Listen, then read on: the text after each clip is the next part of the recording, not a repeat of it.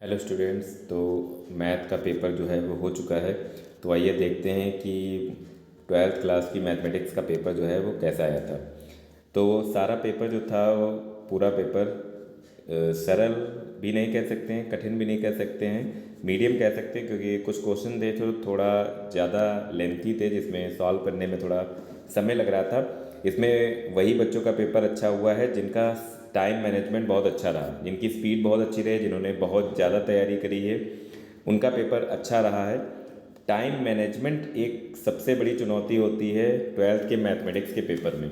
चलिए एक बार नज़र डालते हैं कि पेपर में क्या क्या पूछा गया। जैसे पहला क्वेश्चन है मैट्रिक्स का, बहुत इंपॉर्टेंट क्वेश्चन है। तो इसमें ऑप्शन जो है वो थर्ड वाला सही होगा, यानी आई इसमें आंसर आएगा। सेकंड जो है इंटीग्रेशन का है, कॉस स्क्वायर एक्स का इंटीग्रेशन इंपॉर्टेंट, इसमें भी पहला ऑप्शन जो है वो फर्स्ट वाला है। उसके बाद सी पार्ट है इसमें मैट उसका वेक्टर का, इसमें आंसर आएगा -1। और फिर हमारा डिफरेंशियल इक्वेशन का है, जिसमें पाव डिग्री फाइंड करनी है, यानी घात फाइंड करनी है, तो इसमें आंसर आएगा 3। और ई पार्ट में जो है ये आंसर हमारा आएगा थर्ड। तो ये सारे क्वेश्चन इंपॉर्टेंट हैं। जो इंपॉर्टेंट क्वेश्चन की सीट आप सभी को मिली हुई है, सारे क्वेश्चन उसी से आए हैं। ठीक। सेकंड में पहला प्रिंसिपल वैल्यू वाला है। तो पहले सेकंड जो चैप्टर है हमारा इन्वर्स ट्रिग्नोमेट्रिक फंक्शन, उससे केवल एक ही क्वेश्चन आया है, ये वाला। सेकंड का बी पार्ट जो है, इसमें दो वेक्टर हैं परपेंडिकुलर हैं, तो इनका डॉट जीरो करके लैम्डा की वैल्यू जो है वो फाइंड हो जाएगी। फिर है प्रोबेबिलिटी का, बहुत आसान क्वेश्चन है। Probability B upon A, formula होता है probability A intersection B upon probability of A, दोनों की वैल्यू रखकर और सॉल्व कर लेंगे। फिर डिफरेंशियल इक्वेशन को सॉल्व करना है क्रॉस मल्टीप्लाई करके और इंटीग्रेट कर देंगे। फिर ई पार्ट जो है वो हमारा है मैट्रिक्स का, इसमें दोनों इक्वेशन को ऐड करके एक्स की वैल्यू निकाल लेंगे, फिर किसी एक में रखकर वाई की वैल्यू निकाल लेंगे। उसके बाद क्वेश्चन है कि बी से ए में फलनों की संख्या। तो नंबर ऑफ फंक्शन क्या होते हैं? Number of A multiply number of B, यानी ए में कितने एलिमेंट है, बी में कितने हैं। तो ए में 3 है, बी में 3 है, तो 9, यानी मल्टीप्लिकेशन जो उनका आया 9, वो बी से ए या ए से बी में फंक्शन की संख्या उतनी ही रहती है। फिर हमारा बी पार्ट जो है वो डेरिवेटिव का है, सेकेंड ऑर्डर डेरिवेटिव, तो 2 बार डिफ्रेंशिएट कर लें और प्रूफ हो जाएगा। फिर ये हमारा वेक्टर का क्वेश्चन है, इसमें साइन थीटा की वैल्यू ये फाइंड करनी थी। हो सकता है ये क्वेश्चन कई बच्चों को दिक्कत किया हो, लेकिन आसान क्वेश्चन ये भी है।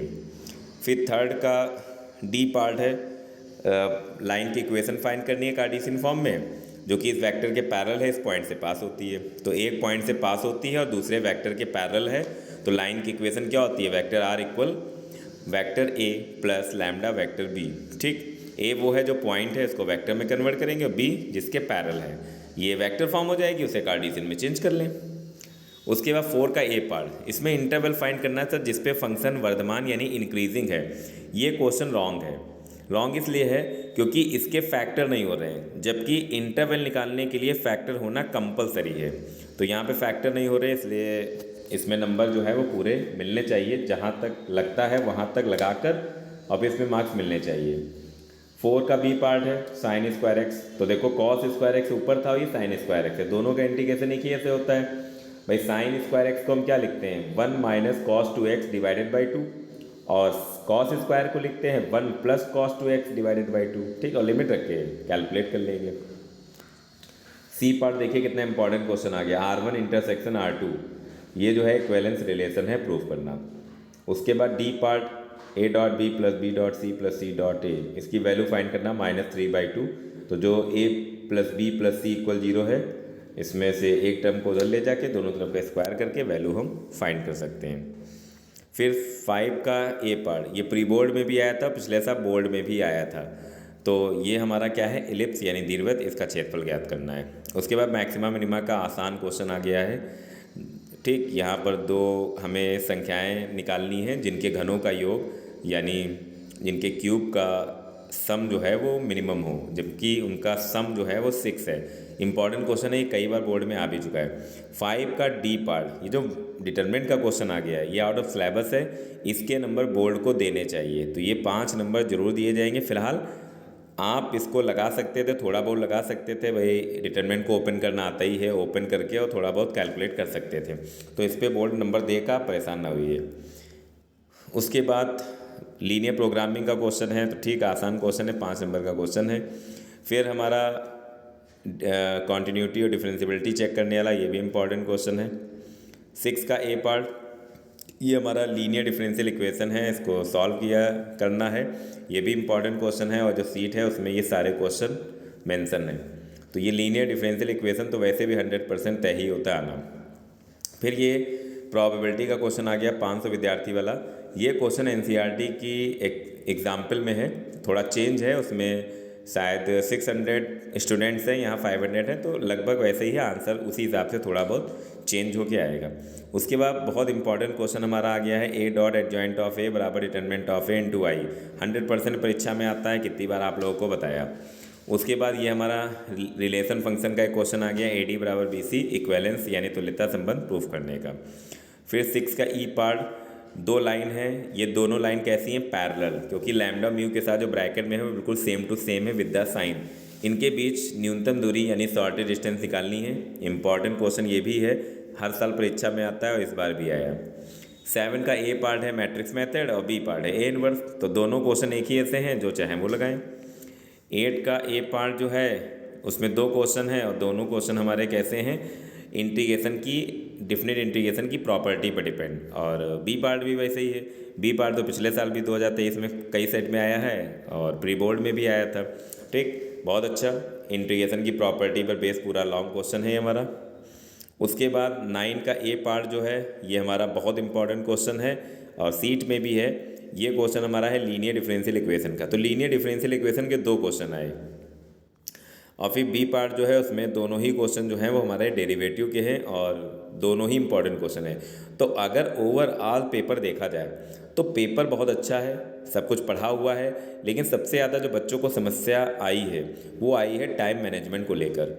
टाइम मैनेजमेंट तभी आप कर सकते हैं जब आप उस प्रेशर को पहले से महसूस करें जो बोर्ड परीक्षा में होता है, यानी उतना ही समय लेकर बैठें और कई सेट को लगाएंगे, तभी आप उस प्रेशर को फील कर पाएंगे और तभी 3.25 घंटे में पेपर को अच्छी तरह से कर पाएंगे।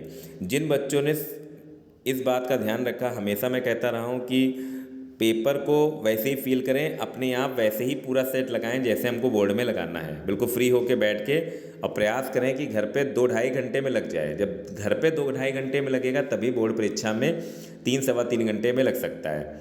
तो जो बोर्ड की पेपर अगले साल देंगे 12th के, उनसे मेरा यही कहना है कि आप क्वेश्चन को लगा लेते हैं अच्छी बात, लेकिन आप क्वेश्चन को जल्दी लगा लेते हैं, ये आपको सीखना पड़ेगा। जल्दी लगे, सही लगे, तो विधिवत भी लगना चाहिए और सही भी लगना चाहिए और जल्दी भी लगना चाहिए। ये सब मैनेज तभी होगा जब हम क्वेश्चन को समय लेकर लगाएंगे, यानी हम पूरा पेपर लें, अकेले बैठें और उसी हिसाब से लगाएं जैसे हमें बोर्ड में लगाना है। तो टाइम मैनेजमेंट बहुत ज़रूरी है, ये केवल और केवल प्रैक्टिस से ही आएगा। तो बहुत प्रैक्टिस करने की ज़रूरत होती है मैथ में। जो प्रैक्टिस करते हैं वो अच्छी तरीके से पेपर को हैंडल कर लेते हैं और जो नहीं कर पाते हैं जल्दबाजी में गलती कर जाते हैं। ठीक, अब जिसका जैसा भी हो गया है पेपर, उसमें कुछ किया नहीं जा सकता है, लेकिन पेपर अच्छा ही चेक होगा। पॉजिटिव थिंकिंग रखें, अच्छे मार्क्स आएंगे सबके, और जो अब आगे के पेपर हैं उनकी अच्छी तैयारी करें और अच्छे से अच्छे जो हैं वो मार्क्स उसमें सब में लेकर आएँ। चलिए, तो सभी जो इंटर में आने वाले हैं वो इस पेपर को अच्छी तरीके से देख के एनालिसिस करें कि किस तरीके का पेपर जो है परीक्षा में आता है। Okay, thank you.